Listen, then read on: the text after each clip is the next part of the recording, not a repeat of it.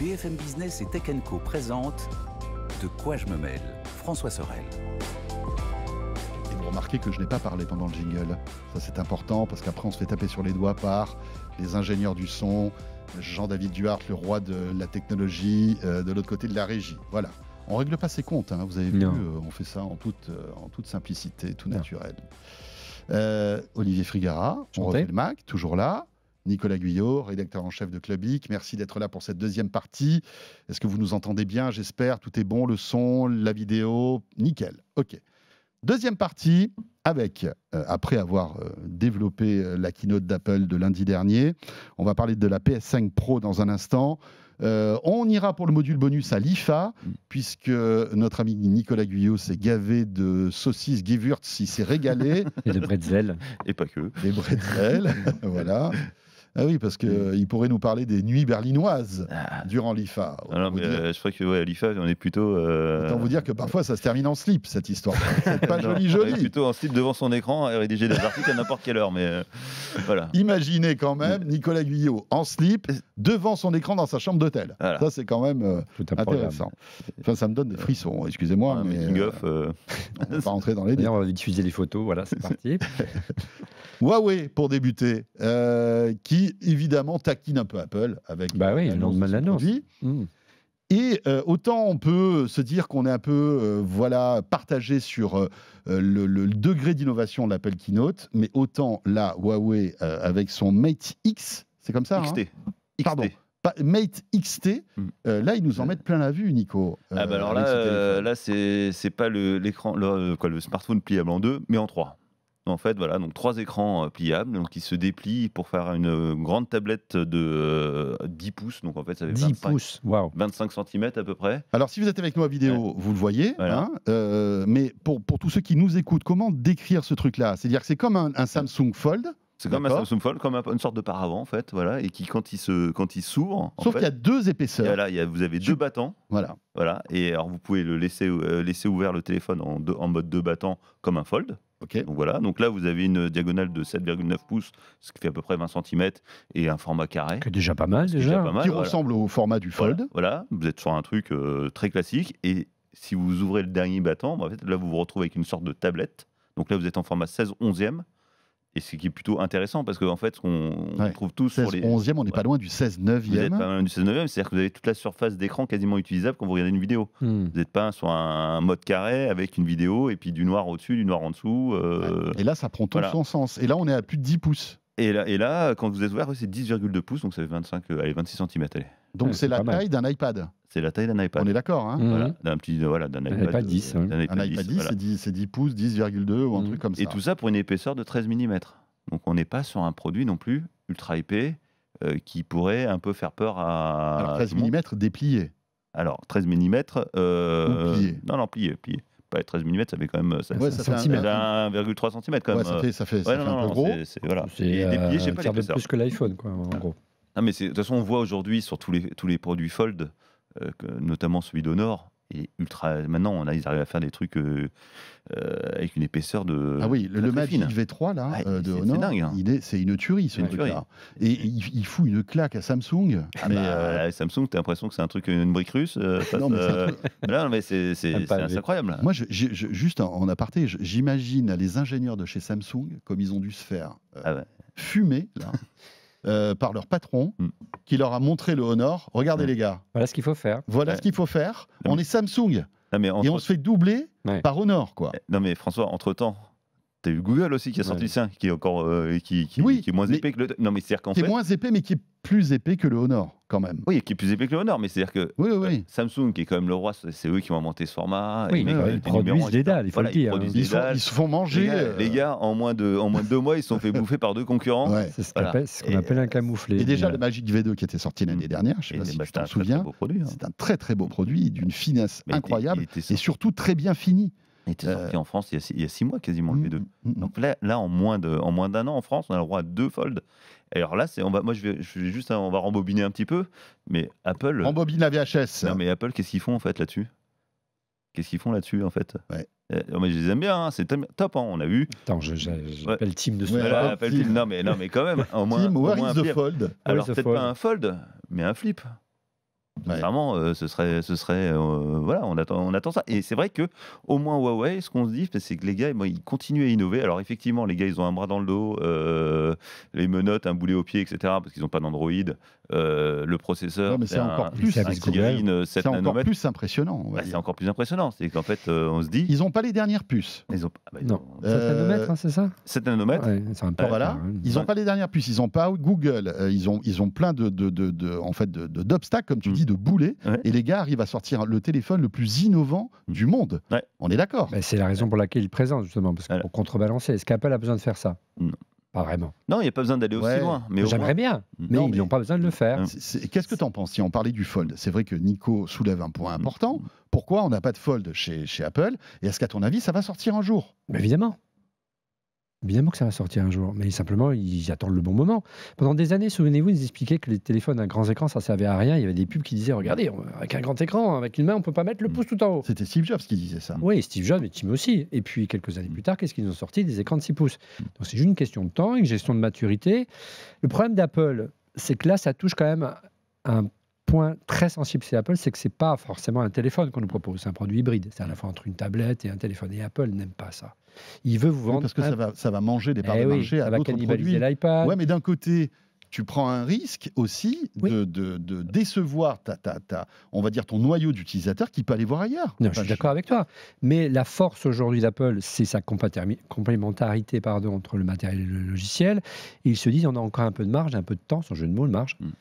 Parce que tant qu'on aura iOS et qu'il y aura une différenciation encore relativement forte entre iOS et Android, d'année en année, on voit que quand même Android se rattrape à iOS en matière de simplicité d'usage notamment, on peut se permettre de le faire. Donc la valeur ajoutée de l'iPhone, ça reste encore iOS. On peut parler de tout, mais ça reste pour moi iOS aujourd'hui. Donc demain, si Apple sort un produit comme celui-là avec iOS, je signe dès demain, moi, personnellement. En tant que... Mais à ton avis, ils vont venir ou pas? Moi, je pense qu'ils vont y aller. Est-ce qu'au bout d'un bon moment, ils seront obligés d'y aller? Moi, je pense qu'ils vont y aller. Mais après, j'ai pas de boule de cristal, mais ça va dans le sens de l'histoire. Mais est-ce qu'ils vont y aller sur l'iPhone? J'en suis pas sûr. Ça peut être un iPad pliable, ça peut être d'autres produits. Voilà. Ils peuvent nous prendre à contre-pied là-dessus. Hein. Moi, alors, on peut lancer des paris juste pour rigoler un petit peu. Moi, je me dis 2027, les 20 ans de l'iPhone. Ça y est, t'as noté? Quel jour? Non, mais. Non, mais 2027. Dans ton agenda. Non, mais c'était janvier 2007. Steve Jobs. C'était 2000. C'était la Macbook San Francisco. C'était 2007. Mes copains étaient à Las Vegas, j'en connais pas loin de moi. Moi, j'étais à San Francisco. Et l'iPhone était sorti 6 mois plus tard. Ouais. Est-ce qu'on peut pas se dire que Apple pourrait profiter des 20 ans de l'iPhone pour sortir, comme il l'avait fait avec les 10 ans. Rappelez-vous, les 10 ans, c'était l'iPhone 10, si mes souvenirs sont bons. Et l'iPhone 10, c'était un saut technologique par rapport au précédent, par rapport au 8.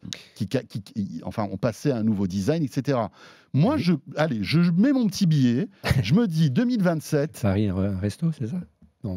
Pourquoi pas? Non, mais alors, on pourrait même faire ça avant 2027, parce que, franchement, mais je me dis, tiens, 2027, pourquoi pas un Fold chez Apple pour fêter les 10 ans, les 20 ans, par exemple, de l'iPhone. Mais un iPhone 16 Fold, ça va cannibaliser rien du tout, tu vois, comme le Samsung aujourd'hui qui a cartonné pendant les JO, mais ils ont fait un joli coup d'ailleurs, Samsung à ce moment-là, en étant le fournisseur de tous les athlètes. Mais moi, je trouve que ça arrête 15 000 téléphones, je crois qu'ils ont. Plus que ça. Il y a 10 000 pour les JO et après les Paralympiques, donc en fait. Plus que ça. Donc, moi, ça aurait de la gueule. Alors, qu'est-ce qui se dit autour des raisons qui feraient qu'Apple n'y va pas? Alors d'abord, il y a la raison du moment. Ce n'est pas le moment.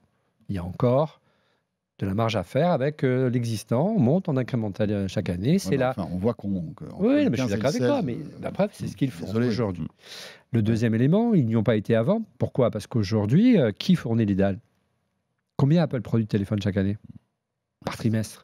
40, 50 millions d'iPhone par trimestre, ils vendent? Il y a 50 millions de dalles pliantes disponibles sur le marché? Je ne suis pas sûr. Ouais, mais qui te dit qu'ils vont en vendre 50 millions? Je suis d'accord avec toi. Mais en tout cas, quand ils auraient pu le faire prendre le virage il y a 1 ou 2 ans, il n'y avait pas suffisamment de fournisseurs qui permettaient de le faire et ils ne pouvaient pas les mettre en concurrence suffisamment. Aujourd'hui, c'est le cas. Voilà.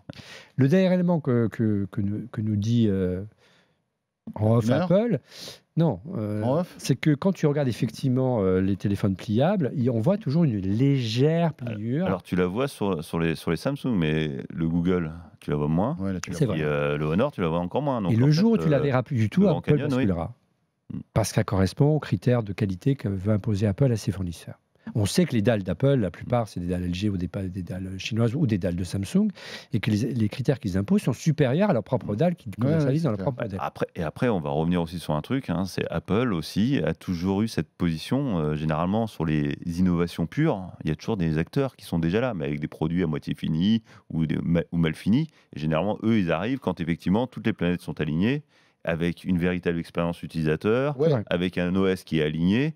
Et je pense que moi, ils sont surtout en train de regarder. Mais c'est vrai que l'accélération d'Honor, en fait, c'est ce qui nous pose un peu comme question. Tu vois Huawei, tu dis, ça va vite là. Alors, moi, je prends un peu de recul. Hein. Tim Cook, c'est pas un gars de produit. Hein. C'est pas un Steve Jobs. C'est un gars qui réfléchit avec les chiffres. Aujourd'hui, ça représente quoi en termes de vente, les Fold? C'est 2% du marché. Mais en termes d'image. 2% du marché. Donc, il n'y a pas d'urgence. Il se dit, bon, voilà. Par contre, au moment où on va le sortir, ça faisait 10 ou 15% du marché. Et tout le monde va trouver ça une révolution alors qu'elle était arrivée par ailleurs auparavant. Parce qu'il y aura cette complémentarité logicielle-matériel qui fera qu'il y aura ce supplément d'âme aujourd'hui qu'il n'y a pas forcément, notamment chez. Donc 2027, ça te paraît raisonnable ou pas? Oui, c'est bien vu. Ce sera les 20 ans de l'iPhone, mais on est d'accord. Les 20 ans de l'iPhone, ils vont faire quelque chose. Mais je crois plus ça aura un flip qu'un modèle comme celui de Huawei. Avant. Moi, je mets une pièce. Je pense que même peut-être dès l'année prochaine. Hein. En fait, là, tu regardes, ils n'ont pas changé, ils n'ont pas bougé les prix. Tu as vu qu'on a déjà les rumeurs de l'iPhone 17 qui ont sorti de Mark Gurman.